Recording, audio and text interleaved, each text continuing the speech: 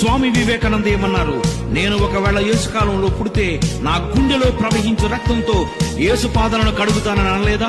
మహాత్మా గాంధీ ఏం చెప్పారు? కుడి చెంప మీద కొడితే ఎడం చెంప కూడా తిప్పమని యేసు మాట చెప్పలేదా? మహనీయులే మెచ్చుకుంటే నువ్వు కాదంటే ఎంత? మహాత్ములే మెచ్చుకుంటే నువ్వు కాదంటే ఎంత? మహనీయులే మెచ్చుకుంటే నువ్వు కాదంటే ఎంత? మహాత్ములే మెచ్చుకుంటే నువ్వు కాదంటే ఎంత? ప్రతి దేశంలో నిత్తేది వేస్తున్నారంటే చూడు, అది క్రీస్తు పుట్టాడని అందరూ చెబుతున్నారురా.